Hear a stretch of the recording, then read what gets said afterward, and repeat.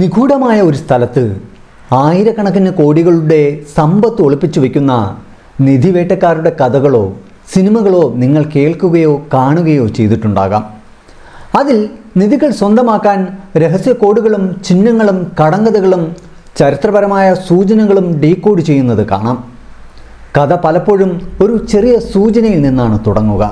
അത് പതിയെ നൂറ്റാണ്ടുകൾ പഴക്കമുള്ള നിധി ഒളിപ്പിച്ചു വച്ചിരിക്കുന്ന നിഗൂഢതയുടെ വാതിൽ തുറക്കും. എന്നാൽ ഒന്ന് ചിന്തിച്ചു നോക്കൂ, അത്തരമൊരു കഥ സിനിമകളിൽ മാത്രം ഒതുങ്ങാതെ യഥാർത്ഥ ചരിത്രത്തിൽ തന്നെ സംഭവിച്ചതാണെങ്കിലോ?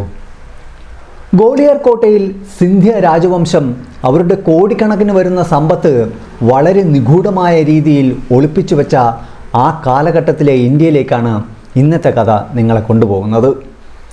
ഈ കഥയിൽ വളരെ വലിയൊരു ട്വിസ്റ്റുണ്ട്.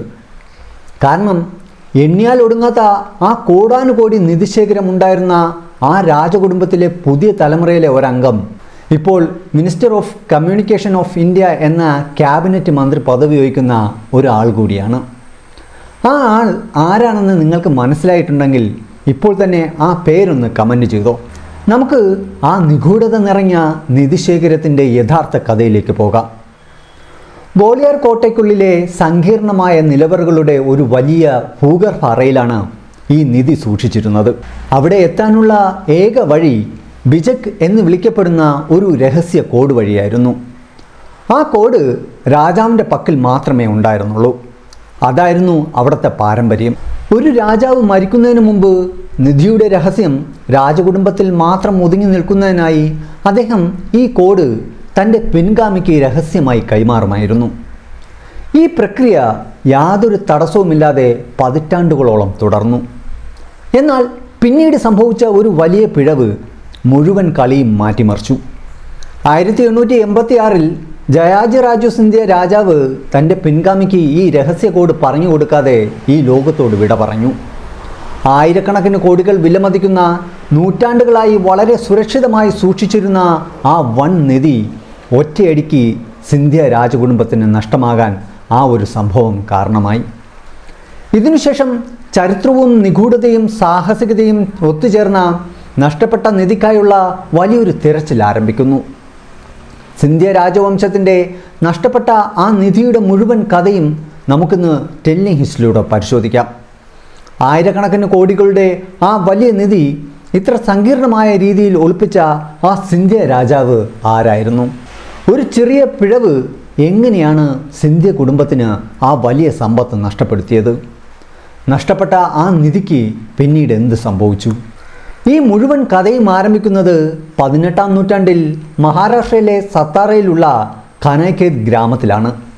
അന്ന് മറാത്ത സാമ്രാജ്യത്തിൻ്റെ നിയന്ത്രണം ഛത്രപതി ശിവാജി മഹാരാജാവിൻ്റെ ചെറുമകനായ ഛത്രപതി ഷാഹുജി മഹാരാജാവിൻ്റെ കൈകളിലായിരുന്നു. തെക്ക് തമിഴ്നാട് മുതൽ വടക്ക് പടിഞ്ഞാറ് പഞ്ചാബ് പെഷ്വാർ വരെയും കിഴക്ക് ബംഗാൾ ഒഡീഷ മുതൽ പടിഞ്ഞാറ് ഗുജറാത്ത് വരെയും എന്നിങ്ങനെ വലിയൊരു പ്രദേശത്തായിട്ടായിരുന്നു അന്ന് മറാത്ത സാമ്രാജ്യം വ്യാപിച്ചു കടന്നിരുന്നത്. തൻ്റെ ഭരണകാലത്ത് ഷാഹുജി മഹാരാജാവ് പെഷ്വയ്ക്ക് വലിയ അധികാരങ്ങൾ നൽകിയിരുന്നു. മറാത്ത സാമ്രാജ്യത്തിൻ്റെ പ്രധാനമന്ത്രി പദവിയായിരുന്നു പെഷ്വ.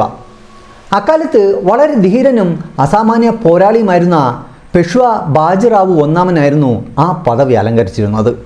അദ്ദേഹത്തിൻ്റെ കീഴിൽ ജോലി ചെയ്തിരുന്ന വിശ്വസ്തനായ ഒരു സേവകനായിരുന്നു റാനോജി ഷിൻഡെ. ബ്രിട്ടീഷുകാർക്ക് ഇന്ത്യൻ ഭാഷയിലെ വാക്കുകൾ ശരിയായി ഉച്ചരിക്കാൻ കഴിഞ്ഞിരുന്നില്ല. അവർ പലപ്പോഴും ഷിൻഡെ എന്നതിന് സിന്ധ്യ എന്നായിരുന്നു വിളിച്ചിരുന്നത്. അങ്ങനെ റാനോജി ഷിൻഡെ റാനോജി സിന്ധ്യ എന്നറിയപ്പെടാൻ തുടങ്ങി. ഒരു ദിവസം പേഷ്വ ബാജിറാവു ഛത്രപതി ഷാഹുജി മഹാരാജാവുമായി ഒരു പ്രധാന വിഷയത്തെക്കുറിച്ച് വളരെ നീണ്ടൊരു കൂടിക്കാഴ്ച നടത്തുകയായിരുന്നു. റാനോജി സിന്ധ്യയും അദ്ദേഹത്തോടൊപ്പം ഉണ്ടായിരുന്നു. പക്ഷേ റാനോജിക്ക് രാജസദസ്സിന് പുറത്ത് ഏറെ നേരം കാത്തു നിൽക്കേണ്ടി വന്നു. വളരെ സമയത്തിനു ശേഷം പേഷ്വ ബാജിറാവും ഛത്രപതി ഷാഹുജി മഹാരാജാവും കൂടിക്കാഴ്ച കഴിഞ്ഞ് പുറത്തു വന്നപ്പോൾ റാനോജി സിന്ധ്യ നിലത്ത് കിടന്നുറങ്ങുന്നത് അവർ കണ്ടു. എന്നാൽ ഉറങ്ങുകയായിരുന്നിട്ടും റാനോജി പേഷ്വയുടെ ചെരുപ്പുകൾ നെഞ്ചോട് ചേർത്ത് വച്ചിരുന്നു. ആ കാലഘട്ടങ്ങളിൽ ശത്രുക്കൾ പേഷ്യമാരുടെ പാദങ്ങളിൽ വിഷം പുരട്ടി അവരെ വധിക്കാൻ ശ്രമിക്കുമായിരുന്നു. അത്തരമൊരു സാഹചര്യത്തിൽ ഉറങ്ങുമ്പോൾ പോലും റാനോജി തൻ്റെ പാദരക്ഷകൾ സംരക്ഷിക്കുന്നത് കണ്ട പേഷ്യ ബാജിറാവു അദ്ദേഹത്തിൻ്റെ വിശ്വസ്തതയിൽ അതിയായ സന്തോഷം പ്രകടിപ്പിക്കുകയും റാനോജിയെ തൻ്റെ പ്രധാന സേനാ വിഭാഗത്തിലേക്ക് നിയമിക്കുകയും ചെയ്തു. തൻ്റെ ധീരതയും കഴിവും കൊണ്ട് റാനോജി പെട്ടെന്ന് തന്നെ പേഷ്യ ബാജിറാവുവിന് ഏറ്റവും പ്രിയപ്പെട്ടവനായി മാറി. ബാജിറാവു ആദ്യം അദ്ദേഹത്തെ തൻ്റെ അംഗരക്ഷകനായും പിന്നീട് മറാത്ത സൈന്യത്തിൻ്റെ ഭാഗമായും മാറ്റി. അതുമാത്രമല്ല, 1728 പേഷ്യ ബാജിറാവു മുഗളന്മാരിൽ നിന്ന് മാൾവ പിടിച്ചെടുത്തപ്പോൾ അദ്ദേഹം റാനോജിയെ അവിടുത്തെ സുബൈദറായി നിയമിച്ചു. അവിടെ നിന്ന് നികുതി പിരിക്കാനുള്ള അവകാശവും അതിലെ 65% വിഹിതം സ്വന്തം ആവശ്യങ്ങൾക്കായി കൈവശം വയ്ക്കാനുള്ള അനുവാദവും അദ്ദേഹത്തിന് നൽകി. തുടർന്ന് മറാത്ത സൈന്യാധിപൻ എന്ന നിലയിൽ നിരവധി വലിയ യുദ്ധങ്ങളിൽ മറാത്തയ്ക്ക് വേണ്ടി റാനോജി പങ്കെടുക്കുകയും അവിടെയെല്ലാം വിജയം വരിക്കുകയും ചെയ്തു. നിസാമുൽ മുൾക്കിനെ പരാജയപ്പെടുത്തിയ അദ്ദേഹം പോർച്ചുഗീസുകാരെയും അടിച്ചമർത്തി തൻ്റെ ധീരതയും പോരാട്ട വീര്യവും ലോകത്തിന് കാണിച്ചു കൊടുത്തു. അദ്ദേഹത്തിൻ്റെ കഴിവ് കണ്ട് പേർഷ്യ ബാജിറാവു മാൾവയുടെ ഭരണം എന്നേക്കുമായി റാനോജിയെ ഏൽപ്പിച്ചു. ഇവിടെ നിന്നാണ് ചരിത്രപ്രസിദ്ധമായ സിന്ധ്യ രാജവംശം സ്ഥാപിതമായത്. അങ്ങനെ 1731 റാനോജി സിന്ധ്യ ഉജ്ജയിനിയെ തൻ്റെ തലസ്ഥാനമാക്കി സ്വയം ഒരു സ്വതന്ത്ര ഭരണാധികാരിയായി പ്രഖ്യാപിച്ചു. ഏകദേശം 14 വർഷത്തോളം ഭരണം നടത്തിയ റാനോജി സിന്ധ്യ 1745 അന്തരിച്ചു. അദ്ദേഹത്തിൻ്റെ മരണത്തോടെ സിന്ധ്യ രാജവംശം തകർച്ച നേരിടാൻ തുടങ്ങി. റാനോജിയുടെ മൂത്ത മകൻ ജയപ്പ കൊല്ലപ്പെട്ടു. പിന്നീട് 1761 അഫ്ഗാനിസ്ഥാനികളും മറാത്തകളും തമ്മിൽ ചരിത്രപ്രസിദ്ധമായ മൂന്നാം പാനിപ്പറ്റ് യുദ്ധം നടന്നു. ഈ യുദ്ധം മറാത്തകൾക്കൊപ്പം സിന്ധ്യ രാജകുടുംബത്തിൻ്റെ ഒരു തലമുറയെ ഒന്നടക്കം ഇല്ലാണ്ടാക്കി. സ്ഥാപിതമായി ഏതാനും വർഷങ്ങൾക്കുള്ളിൽ തന്നെ സിന്ധ്യ രാജവംശം അവസാനിക്കുമെന്ന് എല്ലാവരും കരുതി. എങ്കിലും രക്തം തളം കെട്ടിയ ആ യുദ്ധക്കളത്തിൽ നേരിയ ഒരു പ്രതീക്ഷയുടെ അവസാന ശ്വാസം അവശേഷിപ്പിച്ചിരുന്ന ഗുരുതരമായി പരിക്കേറ്റ ആ പോരാളി മറ്റാരുമല്ല, സാക്ഷാൽ നാരോജി സിന്ധ്യയുടെ ഇളയ മകൻ മഹാദാജി സിന്ധ്യയായിരുന്നു. യുദ്ധകളത്തിൽ നിന്ന് ഒരു വിധത്തിൽ ഒരു കാളവണ്ടിയിൽ കയറ്റി അദ്ദേഹത്തെ ആരോ രക്ഷപ്പെടുത്തുകയായിരുന്നു. പിന്നീട് ഡൽഹിയിലെ കിങ് മേക്കറായി മാറുന്ന മഹാദാജി സിന്ധ്യയുടെ അവിശ്വസനീയമായ യാത്ര അവിടെ നിന്നാണ് ആരംഭിച്ചത്. ബ്രിട്ടീഷുകാരുടെ വർദ്ധിച്ചു വരുന്ന ശക്തിയെ പഴയ രീതികൾ വച്ച് നേരിടാനാകില്ലെന്ന് മഹാദാജി സിന്ധ്യ മനസ്സിലാക്കിയിരുന്നു. അതിനാൽ യൂറോപ്യൻ മാതൃകയിൽ യുദ്ധം ചെയ്യാൻ കഴിയുന്ന ഒരു സൈന്യം അദ്ദേഹത്തിന് ആവശ്യമായിരുന്നു. അതിനായി അദ്ദേഹം ബെന്നറ്റ് ദെ ബോയിങ് എന്ന ഒരു ഫ്രഞ്ച് കമാൻഡറെ തൻ്റെ സൈന്യത്തിൽ നിയമിച്ചു. ബെന്നറ്റിൻ്റെ സഹായത്തോടെ വെറും ചുരുങ്ങിയ വർഷങ്ങൾക്കുള്ളിൽ 16 ബറ്റാലിയനുകളും 500 പീരങ്കികളും 100,000-ലധികം കുതിരപ്പടയാളികളുമുള്ള ഒരു വൻ സേനയെ രൂപീകരിക്കാൻ മഹാദാജിക്ക് കഴിഞ്ഞു. മഹാദാജി സിന്ധ്യ മുഗൾ ചക്രവർത്തിയായ ഷാ ആലം രണ്ടാമനെ അദ്ദേഹത്തിൻ്റെ സ്വന്തം മന്ത്രിയായ അഫ്രാസിയ ഖാനിൽ നിന്ന് ആദ്യമായി രക്ഷിച്ചു. പിന്നീട് ഷാ ആലം രണ്ടാമനിൽ നിന്ന് ഡൽഹിയുടെ സിംഹാസനം തട്ടിയെടുക്കുക മാത്രമല്ല, അദ്ദേഹത്തിൻ്റെ കണ്ണുകൾ ചൂഴ്ന്നെടുക്കുകയും ചെയ്ത രോഹില്ല സർദാർ ഗുലാം ഖാദറിനെ വധിച്ച് മഹാദാജി സിന്ധ്യ വീണ്ടും ചക്രവർത്തിയെ സഹായിച്ചു. ഈ വലിയ സഹായത്തിന് പകരമായി മഹാദാജി സിന്ധ്യയ്ക്ക് വക്കീലുൽ മുദ്ലഖ് അഥവാ സാമ്രാജ്യത്തിൻ്റെ സംരക്ഷകൻ എന്ന പദവി ലഭിച്ചു. ഇതിനർത്ഥം മുഗൾ ചക്രവർത്തി പേരിന് മാത്രം ഒരു ഭരണാധികാരിയായി മാറുകയും അദ്ദേഹത്തിൻ്റെ എല്ലാ തീരുമാനങ്ങളും മഹാദാജി സിന്ധ്യയുടെ നിർദ്ദേശപ്രകാരം മാത്രം നടപ്പിലാക്കുകയും ചെയ്തു എന്നതാണ്. മഹാദാജി ഒരു മികച്ച പോരാളിയായിരുന്നു. ബ്രിട്ടീഷുകാർക്കെതിരെ ഇന്ത്യയിലെ എല്ലാ ശക്തികളെയും ഒന്നിപ്പിക്കുക എന്നതായിരുന്നു അദ്ദേഹത്തിൻ്റെ ഏറ്റവും വലിയ സ്വപ്നം. എന്നാൽ 1794 അദ്ദേഹത്തിൻ്റെ മരണത്തോടെ ആ സ്വപ്നം അപൂർണമായി അവശേഷിച്ചു. ഇവിടെ നിന്നാണ് സിന്ധ്യ രാജവംശത്തിൻ്റെ മറ്റൊരു കാലഘട്ടം ആരംഭിക്കുന്നത്. അദ്ദേഹത്തിന് 9 ഭാര്യമാരുണ്ടായിരുന്നുവെങ്കിലും സ്വന്തമായി ഒരു മകൻ ഉണ്ടായിരുന്നില്ല.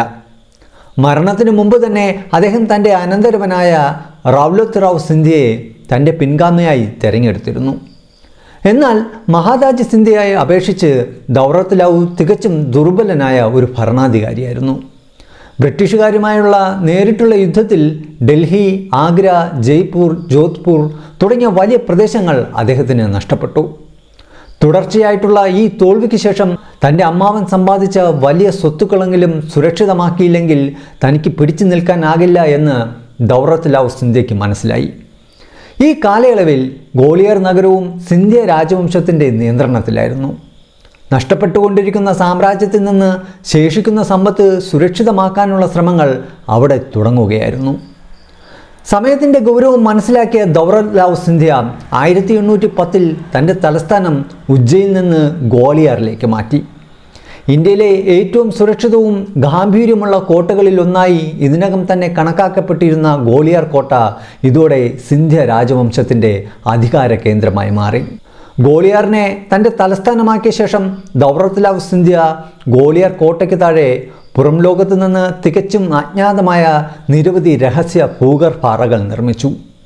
ഇതിനുശേഷം അദ്ദേഹം കോട്ടയ്ക്കുള്ളിൽ ഗംഗാജലി എന്ന് വിളിക്കപ്പെടുന്ന ഒരു വലിയ നിധിപുര ഒരുക്കി. ആ സങ്കീർണമായ നിലവറയ്ക്കുള്ളിലെ ഒരു വലിയ ഇരുട്ടറയിലായിരുന്നു യഥാർത്ഥ നിധി ഒളിപ്പിച്ചിരുന്നത്. അവ വെറും സാധാരണ ഭൂഗർഭാറകളായിരുന്നില്ല, മറിച്ച് വളരെ ബുദ്ധിപൂർവം രൂപകൽപ്പന ചെയ്ത രഹസ്യ നിലവറകളായിരുന്നു. ഈ രഹസ്യനിധിയുടെ ഏറ്റവും വലിയ സവിശേഷത അവിടെ എത്താനുള്ള വഴി ബിജക് എന്ന് വിളിക്കപ്പെടുന്ന ഒരു കോഡിൽ ഒളിപ്പിച്ചിരുന്നു എന്നതാണ്. ഈ കോഡ് രാജാവിൻ്റെയും അദ്ദേഹത്തിന് ഏറ്റവും വിശ്വസ്തമുള്ള വളരെ ചുരുക്കം ചിലരുടെയും പക്കൽ മാത്രമേ ഉണ്ടായിരുന്നുള്ളൂ. പാരമ്പര്യമനുസരിച്ച് രാജാവ് തൻ്റെ മരണത്തിന് മുമ്പ് ഈ രഹസ്യ കോഡ് തൻ്റെ പിൻഗാമിക്ക് കൈമാറുമായിരുന്നു. അതിനാൽ വരും വർഷങ്ങളിൽ സിന്ധ്യ രാജവംശത്തിൻ്റെ അധികാരത്തിനോടൊപ്പം ഈ രഹസ്യ കോഡും ഒരു രാജാവിൽ നിന്ന് അടുത്ത രാജാവിലേക്ക് സുരക്ഷിതമായി കൈമാറ്റം ചെയ്യപ്പെട്ടു.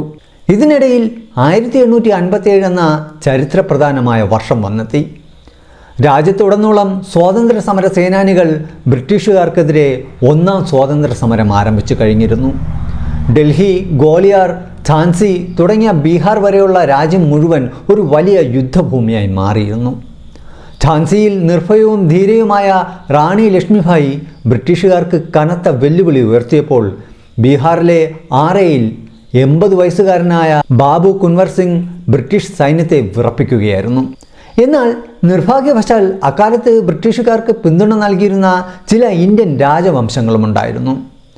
സിന്ധ്യ രാജവംശം അത്തരത്തിലൊന്നായിരുന്നു. ആ കാലഘട്ടത്ത് സിന്ധ്യ രാജവംശത്തിൻ്റെ ഭരണസ്വാധീനം മഹാരാജ ജയാജിറാവു സിന്ധ്യയുടെ കൈകളിലെത്തിയിരുന്നു.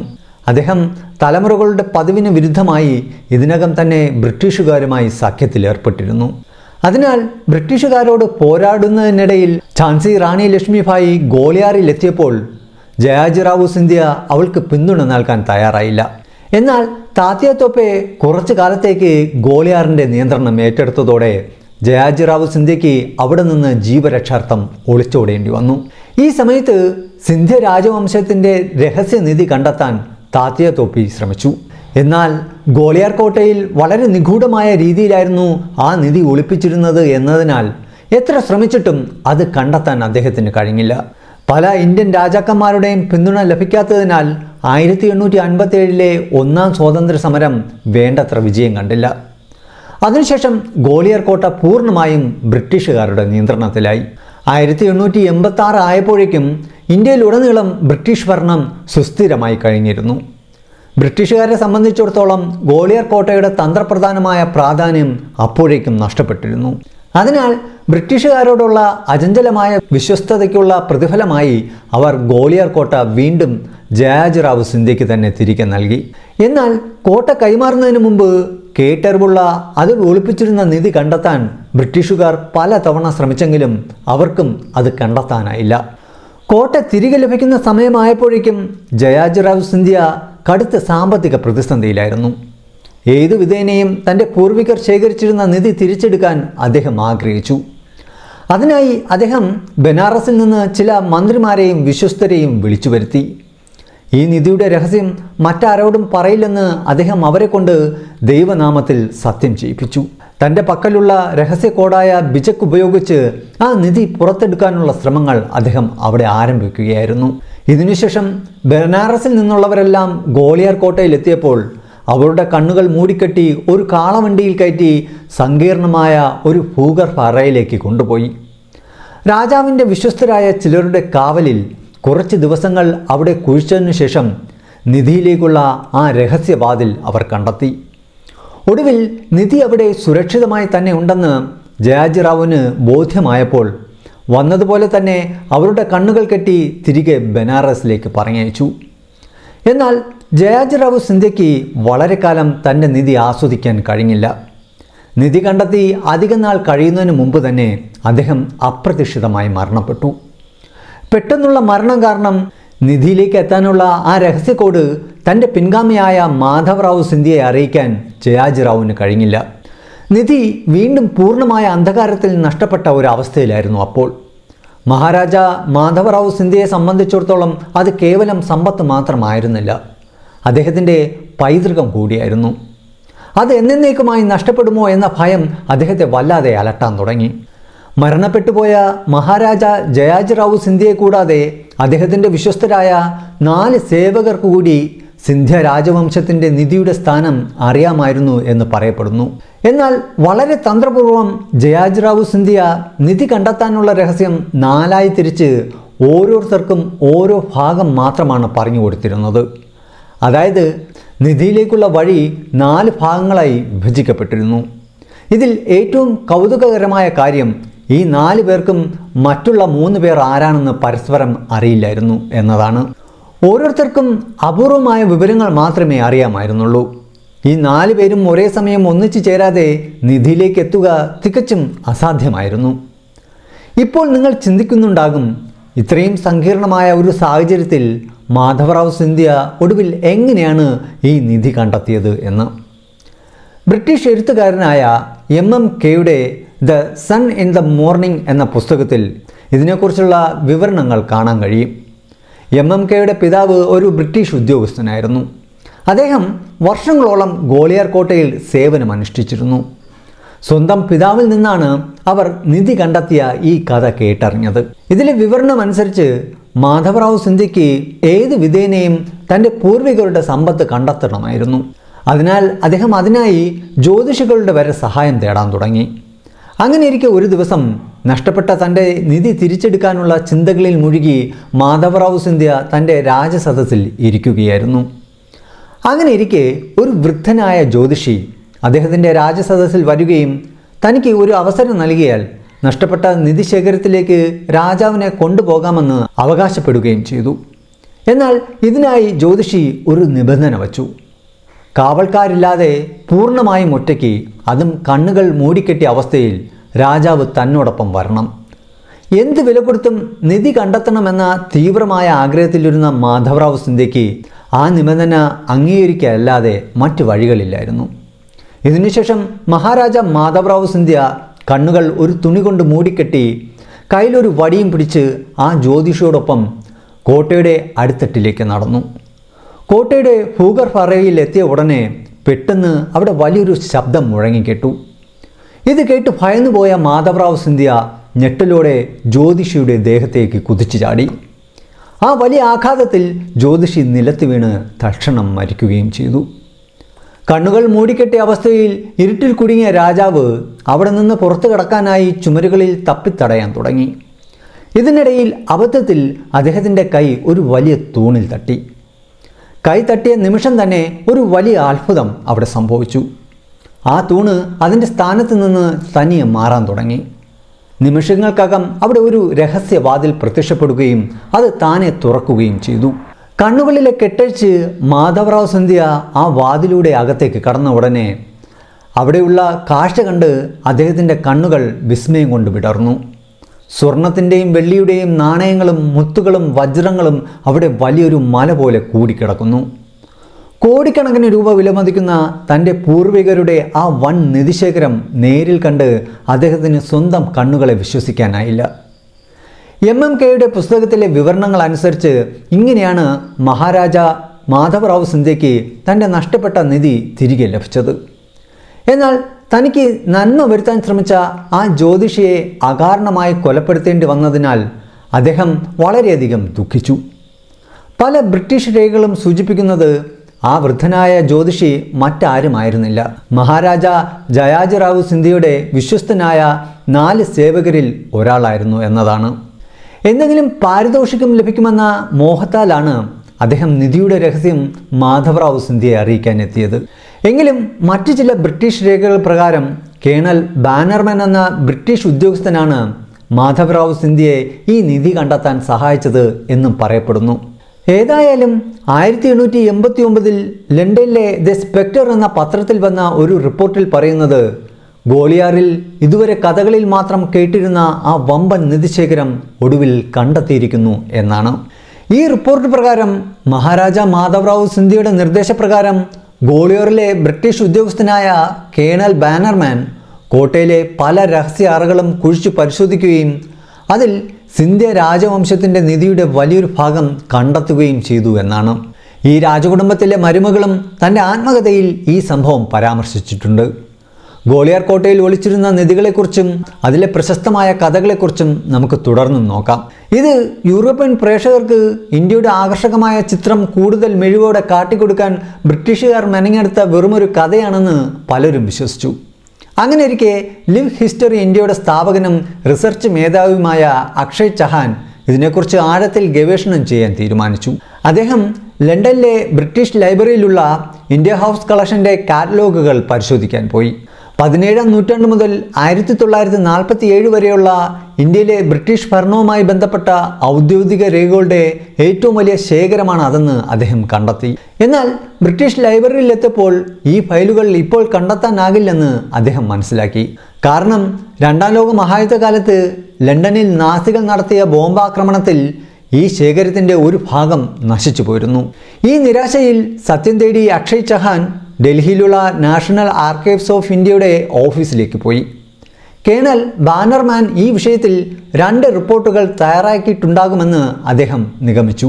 ഒരു റിപ്പോർട്ട് ലണ്ടനിലേക്കും മറ്റൊന്ന് കൽക്കട്ടയിലെ ബ്രിട്ടീഷ് ഗവർണർമാർക്കും അയച്ചിട്ടുണ്ടാകാം. ആ 2ാമത്തെ റിപ്പോർട്ട് ഇപ്പോൾ ഡൽഹിയിലെ NAAയിൽ കാണുമെന്നായിരുന്നു അദ്ദേഹത്തിൻ്റെ നിഗമനം. അദ്ദേഹത്തിൻ്റെ ഊഹം ശരിയായിരുന്നു. ഗോളിയാറിലെ അന്തരിച്ച മഹാരാജ സിന്ധ്യ അവശേഷിപ്പിച്ച നിധിയുടെ മൂല്യവും ഘടനയും value and composition of the treasure left by the late Maharaja Scindia of Gwalior എന്ന പേരുള്ള ഒരു രേഖ അദ്ദേഹത്തിന് അവിടെ നിന്ന് ലഭിച്ചു. ഇതിൽ നിന്ന് സിന്ധ്യ രാജവംശത്തിൻ്റെ നിധിയെക്കുറിച്ചുള്ള കൃത്യമായ വിവരങ്ങൾ അദ്ദേഹത്തിന് സ്ഥിരീകരിക്കാൻ കഴിഞ്ഞു. 1889 ഡിസംബറിൽ കേണൽ ബാനർമാൻ തയ്യാറാക്കിയ ഈ രേഖയിൽ 3 പ്രധാനപ്പെട്ട കാര്യങ്ങൾ പറഞ്ഞിരുന്നു.